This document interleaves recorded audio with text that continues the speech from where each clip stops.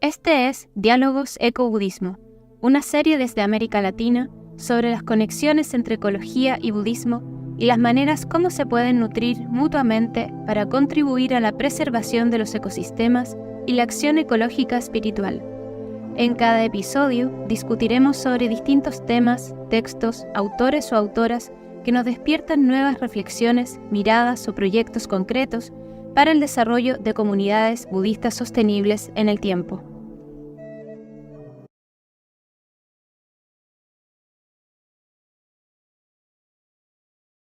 Muy buenas tardes, muy buenos días, muy buenas noches. Aquí estamos nuevamente en este podcast del Laboratorio Ecobudismo, que es un laboratorio creado hace no mucho tiempo atrás y que emerge como una red ejecutora, colaboradora, creativa y participativa que permite analizar nuevas interpretaciones e ideas con bases budistas e interactuar con diversas entidades culturales, científicas, académicas, educativas, etcétera, etcétera. Ya no digo más, solamente ya tienen nuestra entrada en el podcast y solamente decirles que nos sigan a través de las redes sociales de Instagram, Laboratorio Ecobudismo. También pueden vernos en la página web laboratorioecobudismo.com. Bien, el día de hoy estamos reunidos y reunidas con una persona muy importante dentro de lo que es el desarrollo del budismo Zen en América Latina y específicamente dentro de nuestra vecina, porque yo estoy en Chile, nuestra vecina Argentina, ¿no? Tenemos ahora, nos está acompañando la maestra Doce Labate, quien ella es el abad, o la abad más bien, y responsable del templo Zen Shobogenchi, que se ubica en el norte de Argentina, en la ciudad de Córdoba.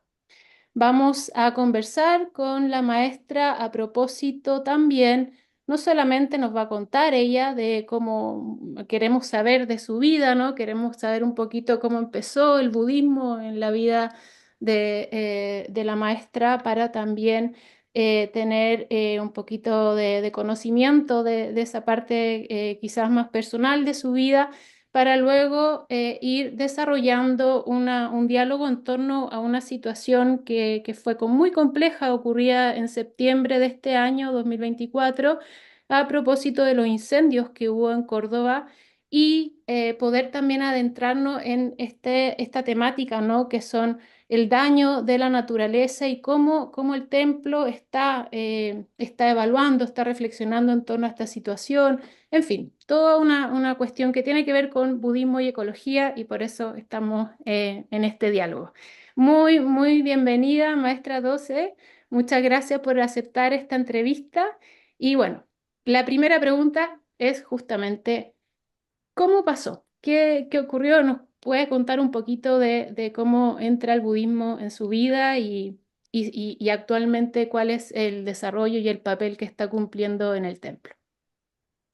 Hoy la verdad que tengo un profundo agradecimiento a estos como caminos del destino de haberme encontrado con el budismo. Me encontré en la adolescencia, ¿sí? Ya casi cercana en sí mismo a los 19 años, pero en mi casa había muchos libros y mi padre sigue siendo la verdad un gran lector. Interesado en las mitologías y en la historia. Así que tuve como un gran acceso a las bibliotecas, no tuve así. Tuve unos momentos en la infancia como de búsqueda y esto de la mística, estas cosas que nos preguntamos en la niñez, que es tan natural, ¿no? ¿Dónde termina el cielo? ¿Qué pasa cuando morimos?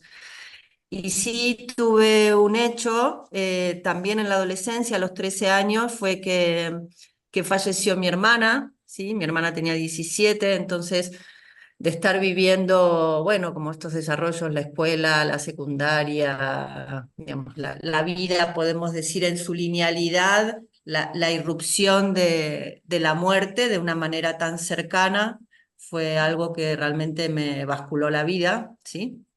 Así que toda la adolescencia fue como muy intensa en esto de buscarle un sentido, porque también sentía que como que las propuestas de lo social, ¿sí? Esto de estudiar, volverse profesional, no sé, casarse, una familia, como en ese formato, estoy hablando de los años 80. eh, la verdad es que me parecía que había como una gran pérdida de tiempo, ¿no? Que había que estar conscientes de la posibilidad de estar vivos y de vivir a fondo, cosa que también trajo sus cuestiones como muy delicadas, ¿no? A los 17, 18 estar como en ese, como con ese ímpetu, pensando de que hay que hacer todo, aún lo que a una le da miedo, para no perder el tiempo y experimentar, bueno, puede ser también un poco riesgoso.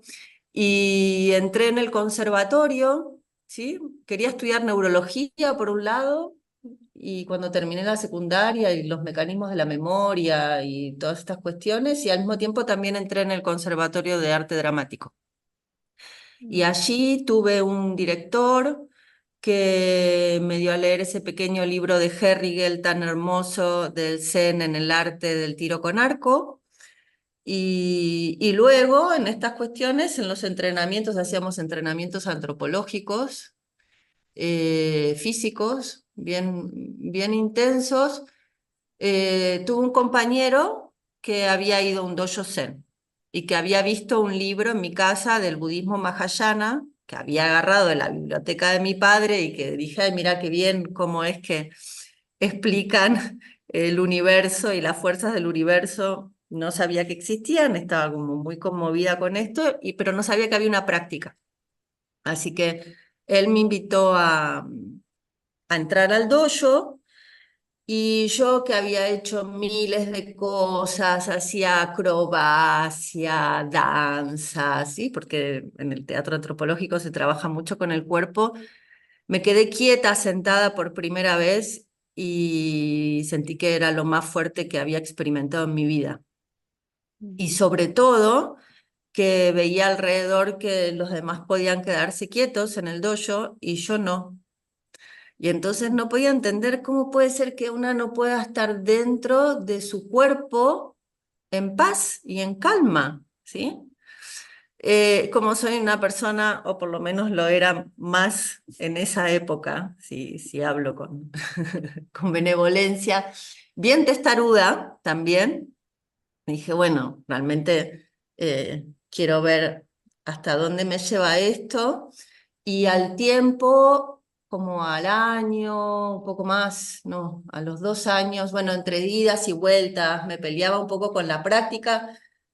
Eh, Pedí la ordenación de Bodhisattva, igual sabía que quería que eso fuera de alguna manera como un vector creativo en mi vida. Sentía el impacto que estaba teniendo, de cómo me estaba de alguna abriendo espacios en esto de ir pacificándome y igual encontrar cosas de la propia naturaleza. O sea, realmente en Sazen, por ejemplo, a los 19 años me di cuenta que yo tenía un montón de imágenes muy violentas. No conocía mi violencia viéndola tan claramente, ¿no? Porque frente a la paciencia de la práctica, igual las imágenes que me aparecían era que yo me quería levantar y pegarle al monje que estaba dirigiendo en la cabeza. Y a los 2 años, 3 años, después de la ordenación de Bodhisattva, lo conocí al maestro Kozen Thibaut, al heredero del Dharma de Taisen de Shimaru, y eso me fue una revolución interior. Mm, No había, o sea, no me había cruzado todavía realmente con un ser humano que me impacte con esa fuerza. Así que decidí seguirlo, muy a pesar mío, porque también peleándome, porque tenía como serios conceptos sobre la independencia y la autonomía, entonces tenía grandes dificultades de poder aceptar tener un maestro. Y realmente agradezco a la vida, fui Lo soy aún en América Latina, su secretaria y su traductora, y viajamos mucho por América, y yo empecé también a ir a Francia y a traducirle dentro del dojo sus enseñanzas del francés al español. Así que, bueno, fue realmente hace 35 años que practico Zazen. Recibí la ordenación de monja en el 92, tenía 23 años y, y desde ese momento me siento profundamente discípula del maestro Kozen y del linaje de Shimaru. Y justamente ya de Shimaru estoy traduciendo unos kusenes, unas enseñanzas de él en este momento en el dojo, y yo digo que este hombre llegó en el 68 a Francia solo, y ya habla de la crisis civilizatoria y desde su mirada de cómo realmente el Zazen puede ayudar a la humanidad a armonizar en un equilibrio el cerebro derecho con el cerebro izquierdo, ¿sí? Nuestras capacidades empáticas y de compasión con este exceso de racionalismo que tenemos en los últimos miles de años de historia y que, bueno, socialmente nos hemos construido desde ahí. Mm. Y, y luego estaba viviendo en Europa en un momento, siguiéndolo al maestro, y sentí que necesitaba volver a América Latina, aquí a la Argentina. Viví un tiempo también en Uruguay. Eh, Allí hicimos el dojo en Montevideo y luego me volví a la Argentina y, y en el año 2005 me fui de Buenos Aires, estuve 5 años en Buenos Aires y me vine para aquí a Córdoba. El templo Shobogenshi en su historia en realidad fue un movimiento de la Sangha porque el maestro Kozen no quería un templo, prefería que estuviéramos más como nómades y alquilábamos lugares para hacer los retiros que en general estaban un poco destruidos, entonces los arreglábamos, los dejábamos mejor, estábamos en esa dinámica.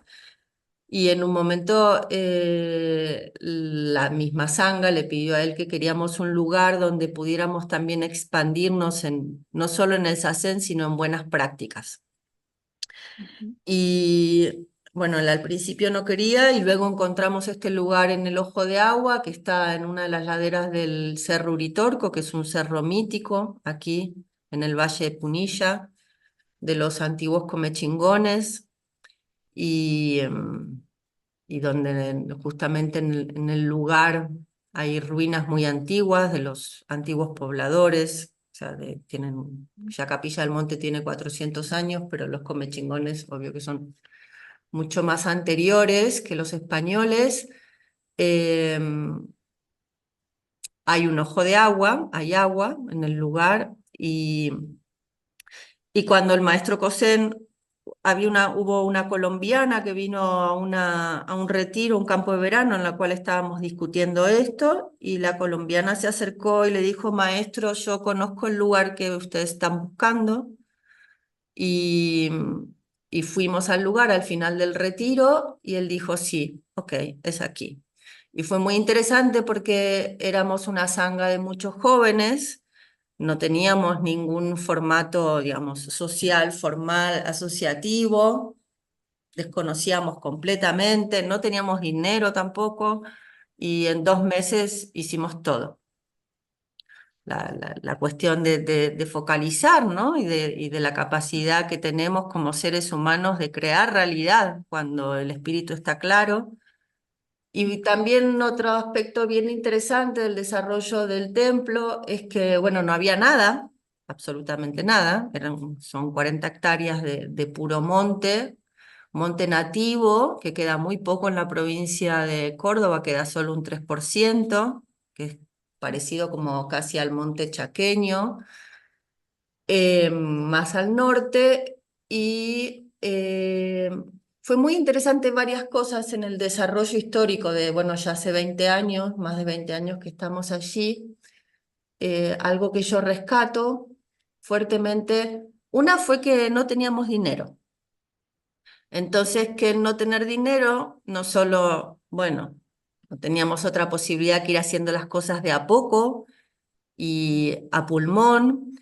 Y esto de entrar en relación con los lugares, ¿no? Como antes que empezáramos a grabar, yo te decía que yo siento profundamente que el budismo en su raíz es ecológico, no hay otra posibilidad. O sea, no hay otra posibilidad, va de la mano, no puede haber separación en esto, ¿no? Y que ya de por sí, como gesto ecológico, nos sentamos, detenemos el karma del pensamiento, el karma emocional, el karma de la acción, y paramos todo karma y entramos en sintonía y en vibración con absolutamente todas las existencias del cosmos y todos los tiempos, ¿sí? Hacemos eso, entramos en esa dimensión, focalizamos la energía para entrar en esa dimensión del tiempo, ¿sí? Sobre todo el tiempo más que del espacio, pero Ujú, en ese armonizarnos, claro, luego salimos a la vida diaria y cómo se actualiza eso, ¿no?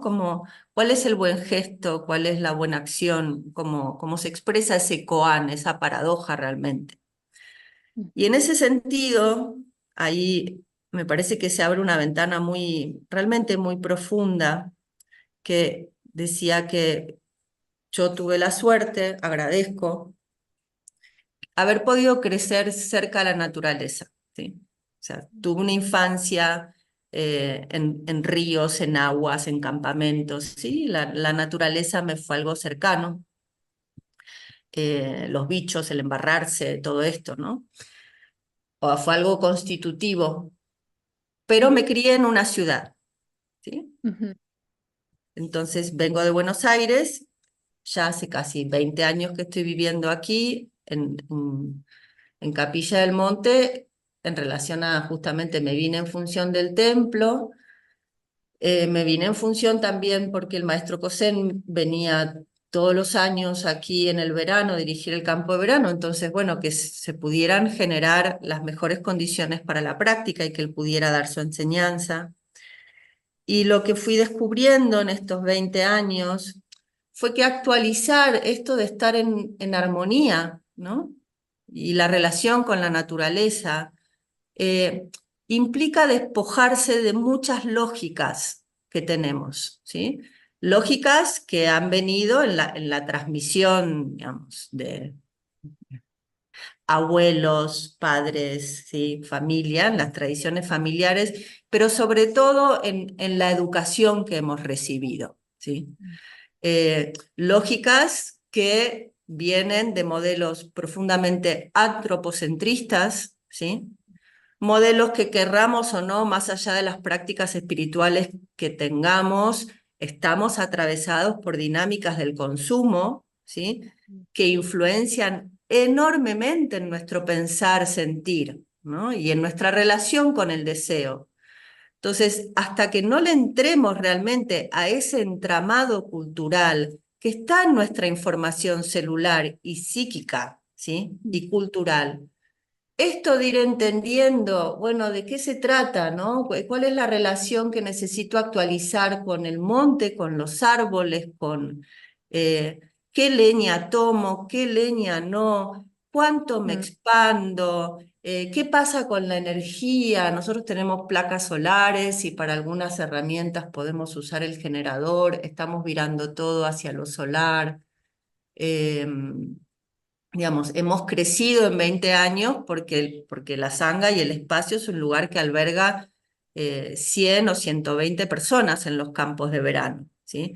mm, Entonces el impacto nuestro como humanos, también en la naturaleza, es potente, ¿sí? ujú, claro, Eh, entonces hay muchas lógicas a desandar, ¿sí?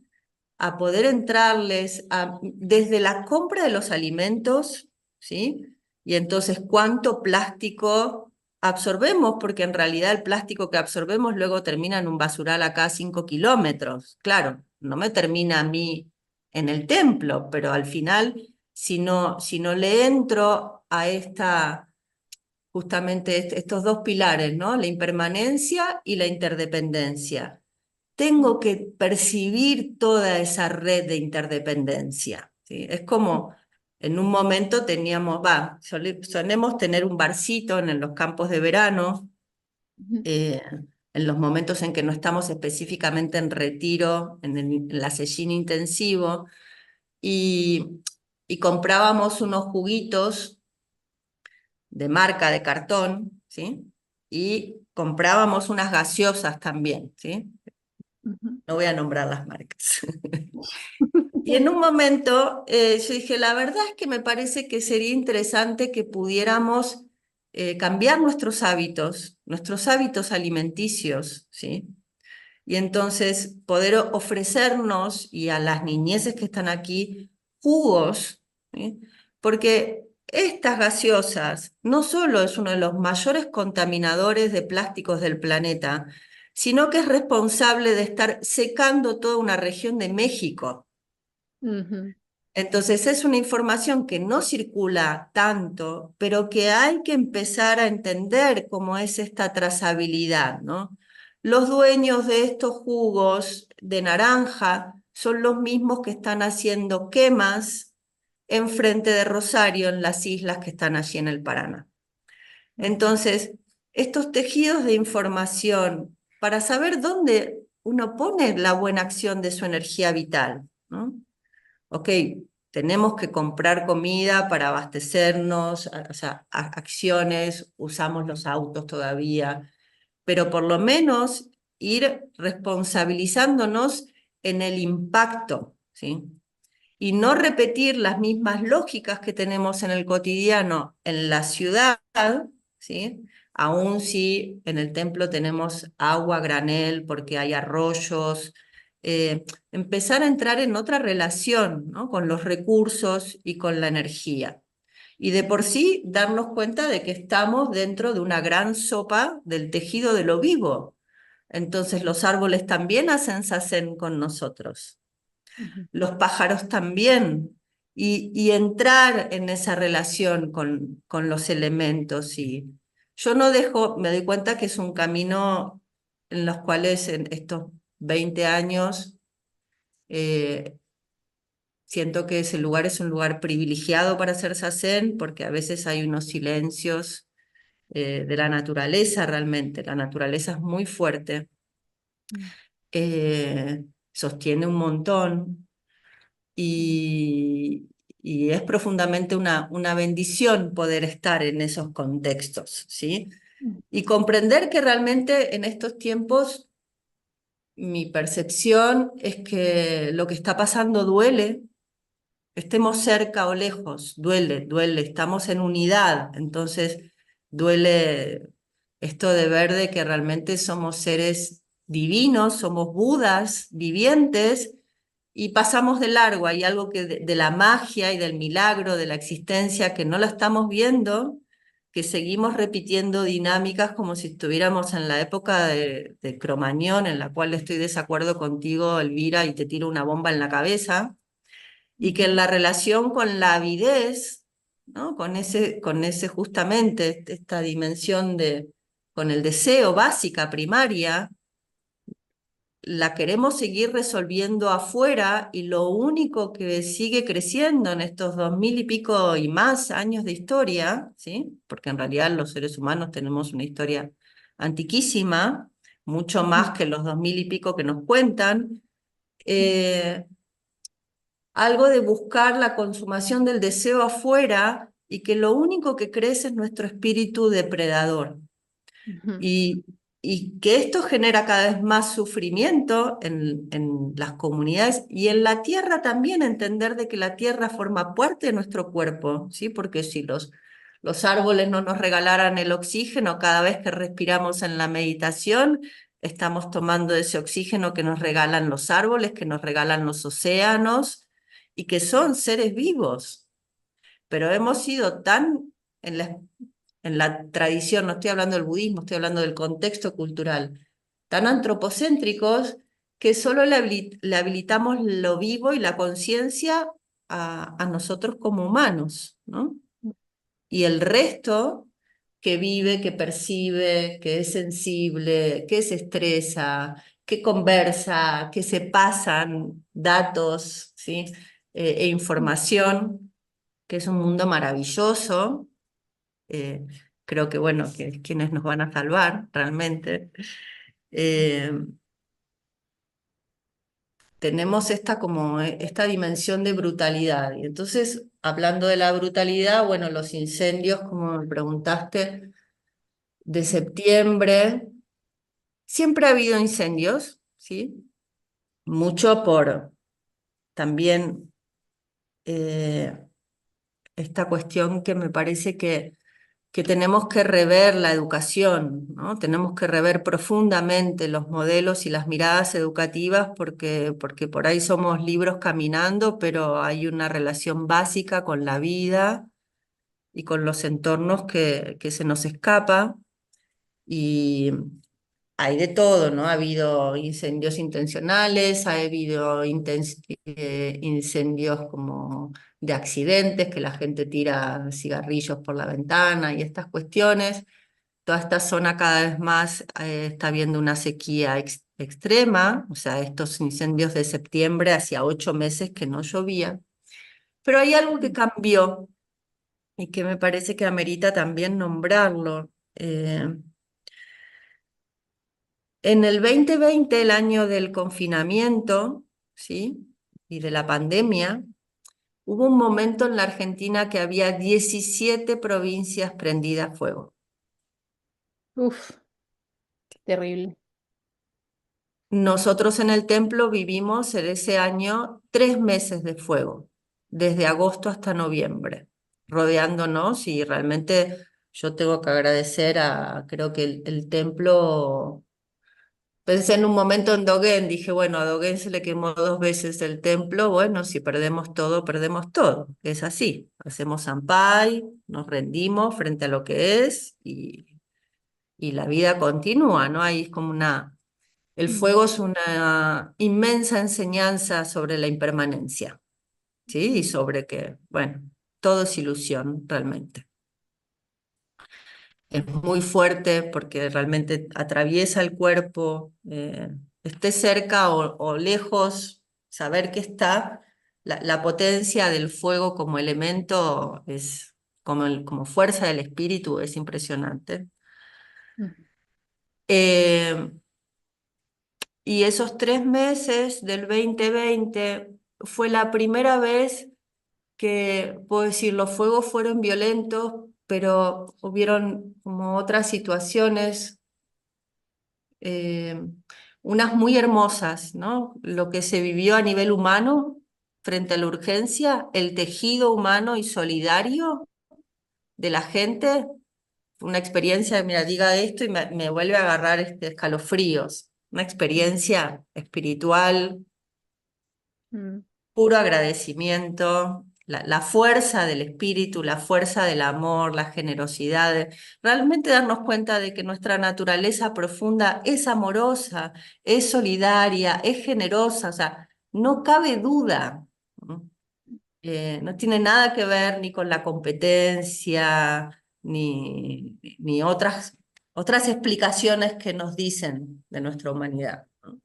Realmente fue una vivencia con la gente impresionante, de mm, hermandad, hermosa. El templo se salvó justamente hubo gente de un barrio cercano que estuvo durante 15 días de la mañana a la noche llevando tachos, o sea, en pleno monte, mm, sin parar, sin medir, ¿no? La energía de cuánto doy, cuánto no doy, bueno, todo este fenómeno duró 3 meses, ese aspecto fue maravilloso y hermoso, el comunitario y el tejido comunitario, la fuerza. Lo que fue difícil fue a nivel político. Fue la primera vez que a los pobladores nos cerraban los caminos a defender nuestros lugares mm, y a salvar los animales. Y el concepto es que hay que salvar a las casas, los animales y el monte no entran dentro de un concepto a cuidar y de lo vivo, ¿sí? mm, Luego conversando con las fuerzas, digamos, bomberos y quisimos hacer luego al año siguiente unas reuniones para ir tejiendo bueno, este tejido social de prevención, de haber aprendido de la experiencia. Todavía hay muchísimo trabajo para hacer, pero esa fue la primera instancia del 2020 que fue decir, esto ya está pasando de otro orden, ¿sí? Mm, Estos incendios ya tienen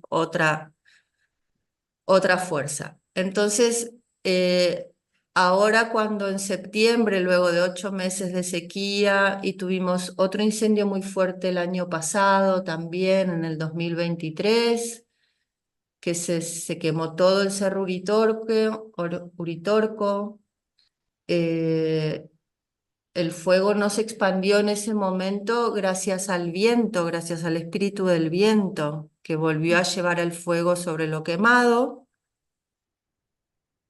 Este año del 2020 el fuego casi entra en Capilla del Monte y fue apagado por las lluvias, por el pedido de ujú, lluvias de la gente. O sea, desde mi experiencia, más allá del gran labor inmenso de los brigadistas, de la gente de civil que se arremanga para ir a apagar el fuego, de los bomberos también, o parte de ujú. los bomberos. Bueno, creo que rezar en los altares siempre tiene su fuerza, Claro. definitivamente, y bueno, y que los espíritus están ahí acompañando, así que todo el agradecimiento a esto. Mm, Y, y este año lo que se vio claramente, así como el 2020 había sido una pastillita, es que, bueno, hay partes de las fuerzas económicas que quieren y que los montes y que las selvas que quedan se quemen, ¿sí? Y que hay entramados, ¿sí? Operativos, realmente, mezcla entre privados y fuerzas estatales que operan para que esto pase, ¿sí? Y que hay situaciones que tienen que ver con la codicia, con el enriquecimiento, y, y yo creo que ese es el aspecto como más duro a ujú, asumir y a integrar de nuestra realidad, que es mucho más violento que el fuego, ¿no? mm, Esta instancia y, y bueno, y que estamos entonces en un momento, me parece que estamos en un momento histórico de la humanidad, realmente. mm, Y que es responsabilidad de todas y todos tomar conciencia de esto y hacernos cargo de cuál es nuestra relación con la vida, nuestra relación con la muerte, nuestra relación con el tejido de lo vivo, eh, con el planeta, con el presente y con el futuro, ¿sí? Y que es ya, o sea, ya estamos llegando tarde. ujú, Eh, ujú. Sí, tal cual. Guau, bueno, eh, tremendo, ¿no? Tremendo. Primero, gracias por compartir también tu historia personal, en primer lugar, porque me parece una maravillosa historia, pero también algo que viene desde algo muy, muy desde, pues pues simplemente de la experiencia de vida también y cómo se fueron tejiendo las cosas para llegar al budismo, que me parece muy linda también la forma como sucedió todo eso y todo lo que nos está relatando ahora con respecto bueno, a esta situación específicamente en Córdoba, ¿no? En el templo en el que residen y también con todo el contexto natural, cual Córdoba es justamente como ya mencionabas, un lugar donde es recurrente. Los incendios no son lugares bastante secos y que se ha ido cada vez aumentando la desertificación en esa zona. Bueno, también acá yo lo hablo un poco por Chile, estamos en una situación muy similar, con muchos incendios, muy preocupante. Lamentablemente también sucede que esto se empieza a normalizar. Entonces, cuando se empieza a normalizar, casi que el que haya incendios es normal, ¿no? O sea, como normal en el sentido de la intensidad, ¿no? Efectivamente, los incendios siempre han existido incendios, pero el ya normalizar algo que incluso, como bien decías, también hay un entramado operativo económico detrás, porque sucede también acá, ¿no?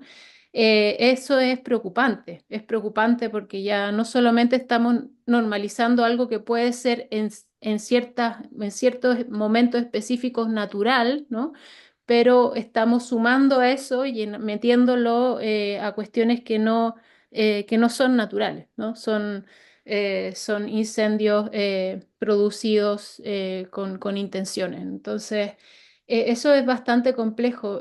Me llamó mucho la atención también lo que ella quería hacerte, hacer esta consulta de cómo, considerando aparte esta primera experiencia que tuvieron en el 2020 y ya luego ahora, ¿no? También el 2024, en estos últimos incendios que hubo, ¿cómo funciona el templo en relación a la comunidad alrededor?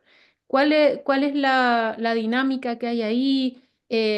Partiendo un poco también de que ya habías comentado de que el templo en sí tiene una forma de estilo bastante ecológica en su manera de habitar el espacio. Si nos puedes contar un poquitito cómo está cumpliendo un rol en ese sentido.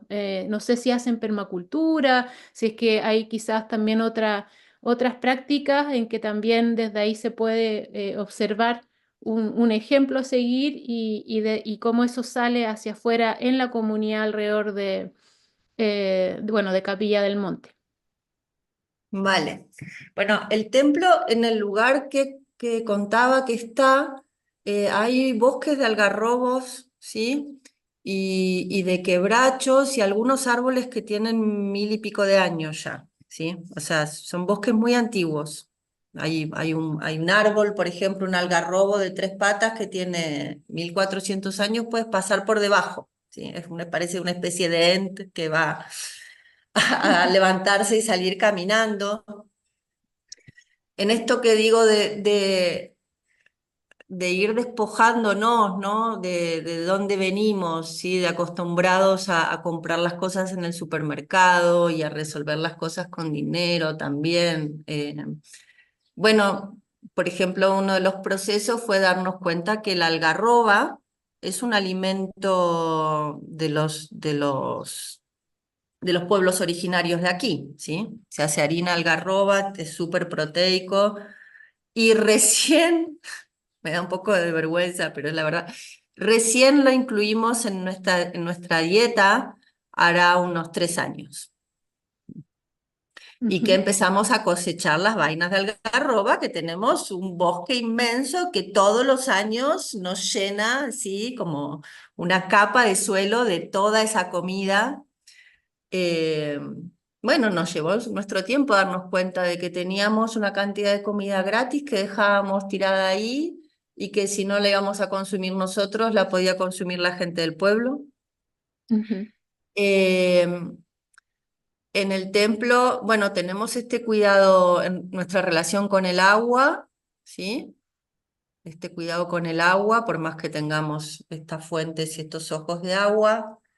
Tenemos una gran huerta que estamos intentando producir para por lo menos autoabastecernos los que vivimos allí, que en este momento somos entre 7 y 8 personas.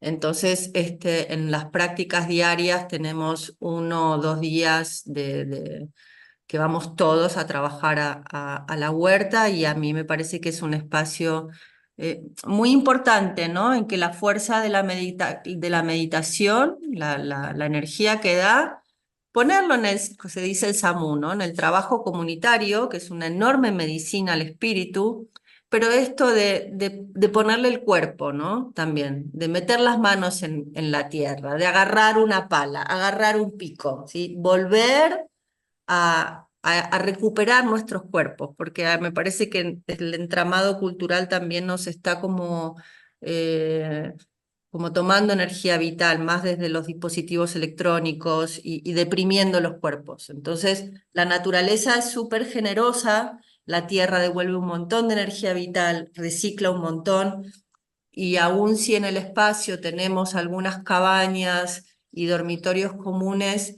la gente se queda en carpa en los retiros de verano.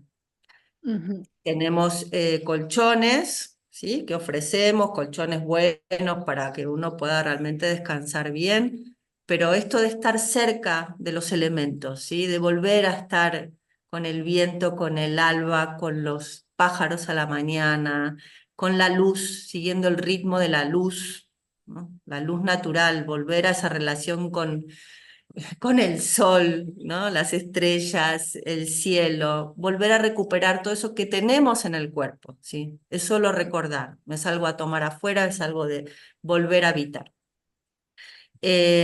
En esto que comentaba que al principio en el desarrollo estuvo muy bien ir resolviendo de a poco y tener pocos recursos económicos, la manera en que resolvimos los baños fueron con baños secos.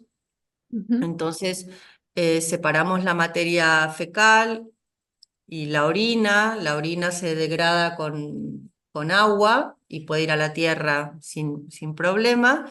Y la materia fecal la mezclamos en unos tachos, o sea que están como debajo de los inodoros, con ujú, acerrín, ¿m? Y eso se deja compostar un año. ¿Sí? Lo dejamos compostar un año al sol, porque las altas temperaturas destruyen la Escherichia coli, y eso después puede ir a la tierra como composta. ¿M? Y fue muy interesante también ese proceso, porque al principio lo hacíamos un poco como laboratorio, y luego que empezamos en el entramado, bueno, o sea, estar legalmente con la municipalidad de Capilla y tener los papeles y los planos y todo esto, terminamos trabajando con las universidades y justamente una de las cosas tan fuertes que planteaban la gente del INTA, de la universidad, que también estaban trabajando con equipos extranjeros, es que en ese momento, ya esto debe haber sido hace fácil unos 10 o 15 años ya, 10 ujú, años seguro. El problema, por ejemplo, de cloacas en la Argentina era inmenso, o sea, había un 50% de la población sin cloacas. Y los ujú, baños secos podría ser una enorme solución a esa problemática. Lo que pasa es que hay que cambiar las maneras de vuelta, las prácticas, las maneras de pensar, ujú. y que claro, cuando una está en lugares de sequía y de repente baja a la ciudad y ve los inodoros con agua, es como, ¡ay! Es increíble, ¿sí?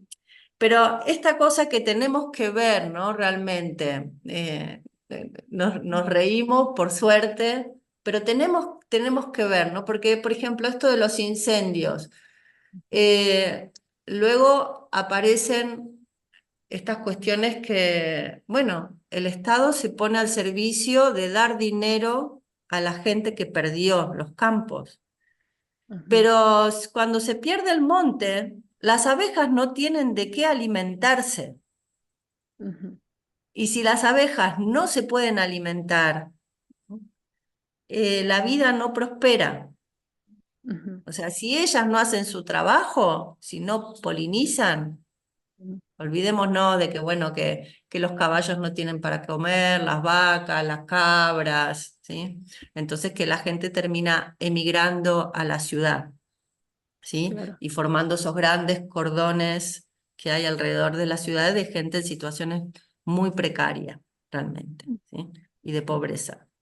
Entonces, es todo un circuito que son modelos de pensamiento, ¿sí? Ujú, Y modelos de pensamiento que expresan vínculos con la vida, ¿sí? ujú, ujú, Eh, y que estamos, bueno, llegando en un momento donde realmente nos estamos confrontando de que tenemos que sacar y florecer todo nuestro espíritu creativo y reformular todo en pos de la vida.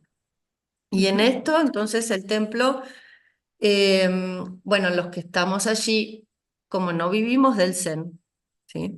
Los monjes que estamos viviendo allí y practicantes, bueno, recibimos practicantes, gente que quiere venir a quedarse un tiempo fuera de los momentos de los retiros en sí mismo. También bajamos a trabajar al pueblo, ¿sí? ujú, O sea, mezclamos un poco nuestra vida en el templo con la vida social y en la rítmica.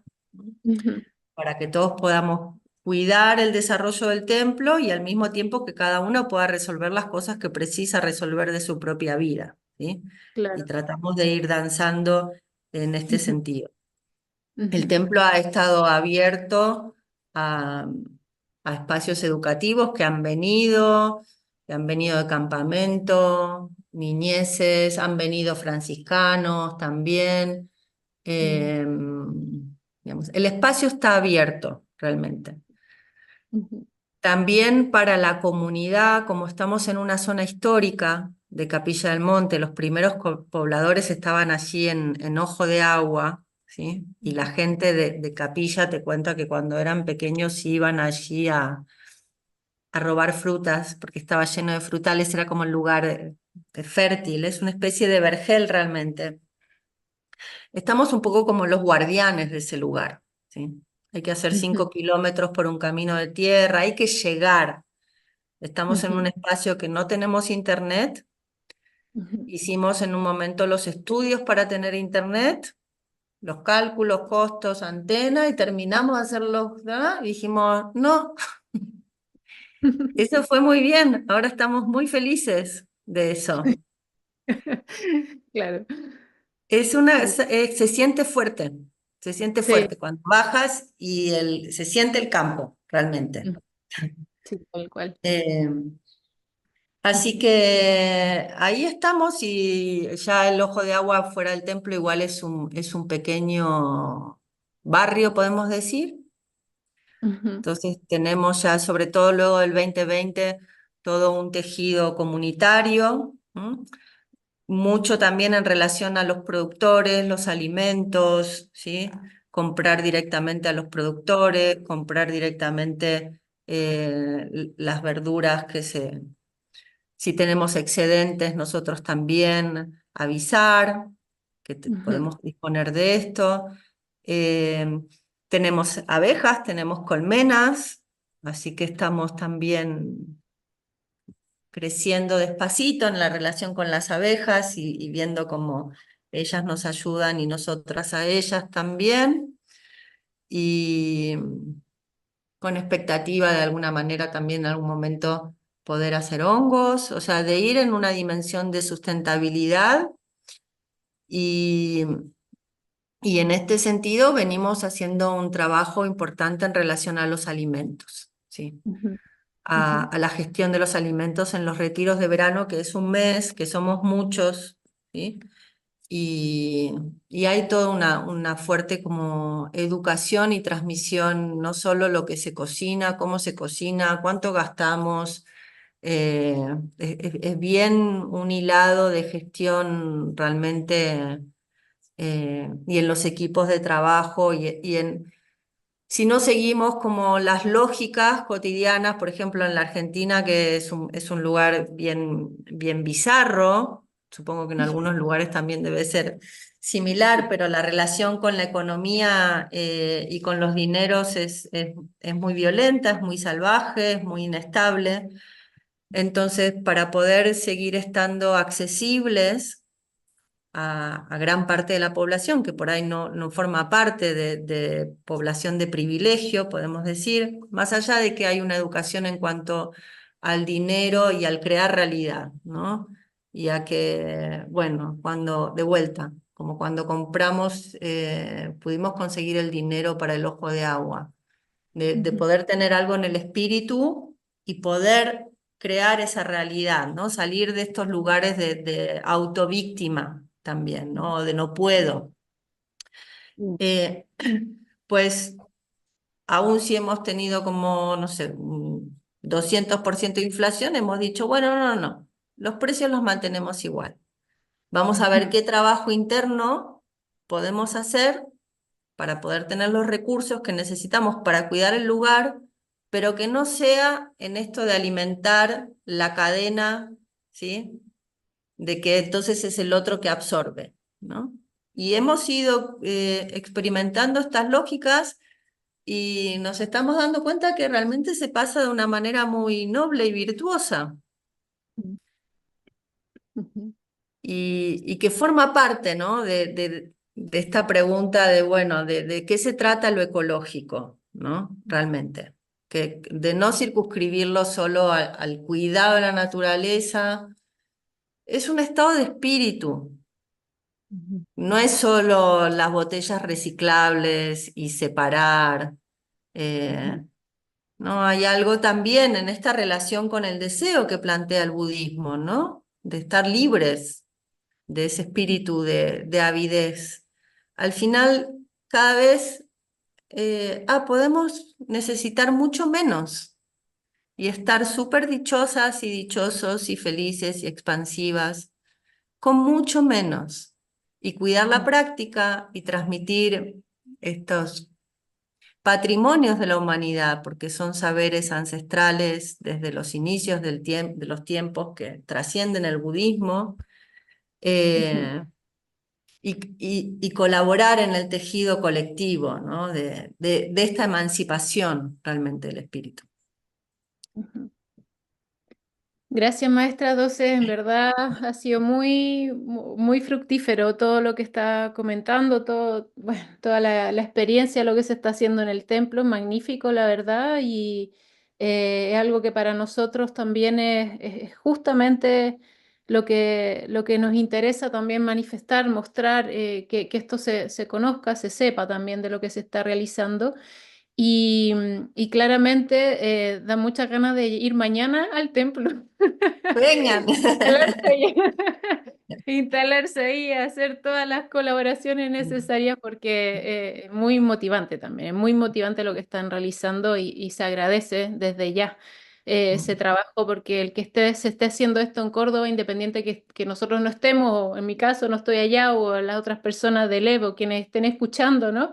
El dar esa colaboración en un espacio de 40 hectáreas y que también está replicándose en otras zonas de Capilla del Monte, evidentemente es un apoyo también al planeta y es un apoyo también a ir generando conciencia en esta situación tan urgente en la cual efectivamente nos encontramos.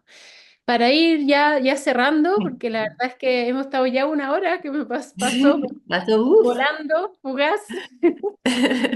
Solamente, bueno, un par de cosas. Quería pedir primero, si nos pudieras dar un consejo para esas sangas budistas que están en la urbanidad, que es un poco más difícil, ¿no? Porque en la parte, en la zona rural, en la zona de naturaleza, claramente la conexión es más rápida, es más fácil y de una otra forma uno genera una conciencia, ¿no? Más rápida en ese sentido. Pero en la parte de la urbanidad, de muchas sangas que están en ciudades, ¿no? En diferentes lugares, qué consejos darías en torno a esto, al cómo hacer este cambio de switch, ¿no? Esta deconstrucción del estilo de cómo estamos habitando para poder volver a retomar esta vida mucho más en esta interrelación con la naturaleza.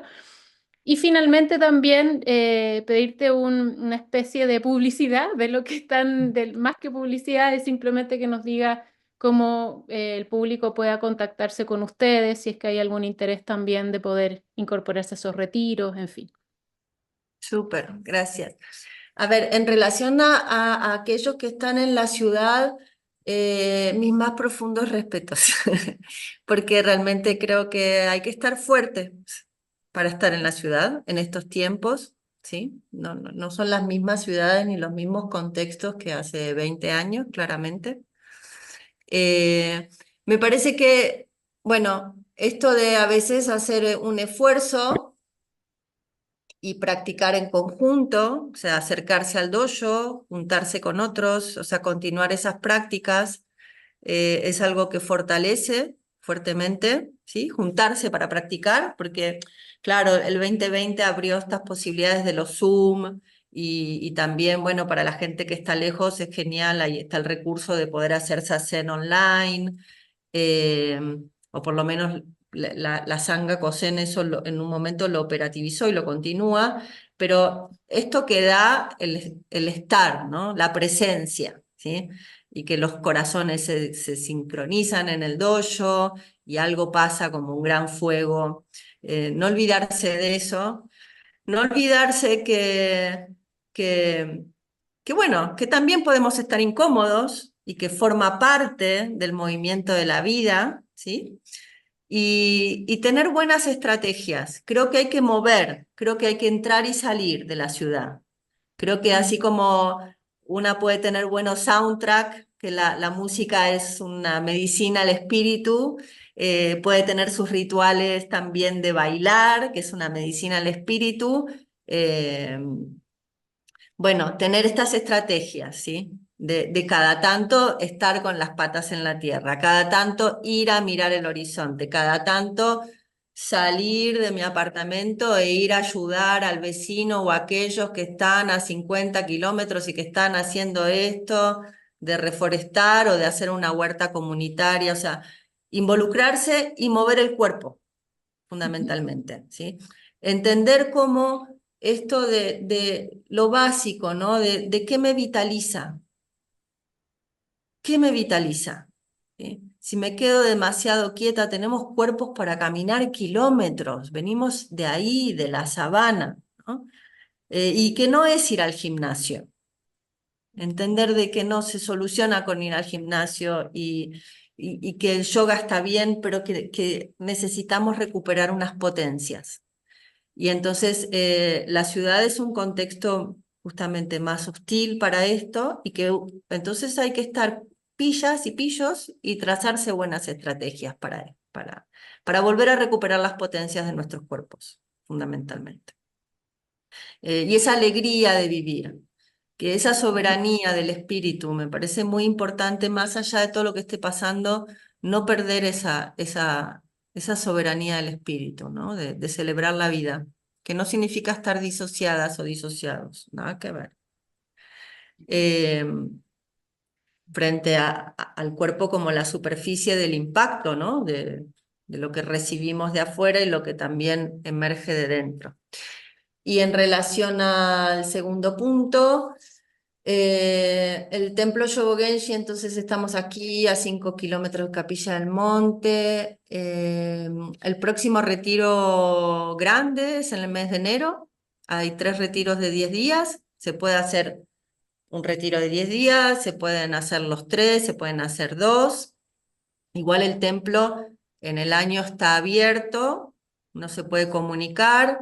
Desde allí en la asociación Zen de Shimaru, zendeshimaru.com.ar, teníamos un sitio web que era yobogenshi.com, que ahora lo estamos cambiando y virando a yobogenshi.org, pero si escriben allí o si se comunican también por las redes sociales, Instagram, hay un Facebook de Templos en Shobogenshi y hay un Instagram también. Bueno, a veces tardamos un poquito en contestar con esto de que no tenemos internet, pero contestamos y coordinamos para que quienes quieran venir, vengan. Y la Sangha tiene igual como una dinámica de calendario donde los distintos dojos del país, también hay un dojo en Chile, de la Sangha Kosen, y en Uruguay, bueno, una vez al mes, igual fuera del templo, en el templo se hacen los retiros de cambios de estación. Otoño, eh, invierno, primavera, y este año hicimos una cosa muy bonita, que lo quiero compartir porque fue muy interesante, ¿no? Cuando recibí el Shio, ¿sí? Esto, la transmisión del Dharma, en esto de que el Dharma está vivo y se expresa según las épocas, las culturas, dije, uy, qué loco, ¿no? Soy mujer latinoamericana, como, ¿de qué se trata? Y siempre festejábamos, hacíamos la sesión de noche de Año Nuevo el 31 de diciembre, ¿sí? Y nos generaba una dificultad con el calendario, porque luego venía el campo de verano y el orden de los retiros y los maestros y las maestras que dirigen o los monjes. Y este año dije, ¿y si celebramos el Año Nuevo como se celebraba ancestralmente en estas tierras? Mm, qué En bueno. el solsticio de invierno. Y celebramos ahí el Inti Raymi. Y hicimos la sesión que hacíamos el 31 de diciembre en ese momento del año y fue maravilloso, maravilloso. Mm, Entonces hay un volver a la tierra, o sea, el budismo también es eso, ¿sí? ujú, ujú. Y está libre de todo dogma. Ujú. eh, y Y entender esto que nos vitaliza, ¿no? ¿Qué nos vitaliza? sí, Uf, tal cual, ah, bueno, eso, tal cual, o sea, lo último también de este cambio que hicieron es justamente algo que hemos ido viendo y apuntando también en el laboratorio budismo, cómo el budismo de una otra forma, a partir justamente también de de esta atención y observación de la naturaleza, empieza a generar un encuentro con esas otras tradiciones ancestrales que se encontraban ahí desde siempre, ¿no? Y creo que ese es el puente finalmente. Y es maravilloso porque lo hemos visto y escuchado en otras situaciones, en otros contextos, y que estén en en esa sintonía, en esa resonancia que están creando con esta celebración, me parece fantástico, me parece muy bueno. Así que nada. ahí vamos. Y la última cosa, ya que el lugar, el templo Yobogenshi, bueno, Córdoba tiene una gran tradición de medicinas, ¿sí? De Ajá. plantas medicinales. Y estamos en una farmacia. Y entrar en vínculos con las plantas Es es, más. Ay, sí, sí, sí, sí, sí, sí, sí, es así. Es un viaje de ida. sí. Así que, ¿qué podemos decir? Puro agradecimiento y entender que al final con esto de los incendios y que el lugar, gracias, se sigue preservando muchas veces por fuerzas de otro orden. Realmente Ujú, es hilando esto también, que es un lugar, bueno, ahora sin internet, es un santuario. Yo lo estoy sintiendo como como un santuario, como más allá de reserva natural, y que tenemos un compromiso también con la provincia del cuidado del bosque. Y con los incendios han bajado muchísimos animales, muchísimos ujú, pájaros, o sea, ha explotado de vida un vergel, un ujú, vergel. Estamos como guardianes de, de ese lugar que al mismo tiempo no nos pertenece, ujú, no nos mm, pertenece. Solo estamos aprendiendo a de qué se trata, cuidarlo ujú, y, y el lugar también se siente que hace 20 años que hace esa hacen también con nosotros. mm, Así que, exacto. bueno, Esa protección por los dos lados, ¿no? También. sí, va en ambos lados. La comunicación va en ambos lados. Es solo abrirse a esa escucha, ¿eh? Sacar Pues los muchas ruidos para gracias, abrirse a esa maestra. escucha. Muchísimas, Gracias, muchísimas Elvira. gracias. Ha sido maravillosa esta conversación. Estamos muy agradecidos, lo digo como a nombre del equipo de LEV y de todas las personas que estoy segura que van a estar fascinadas escuchando este podcast.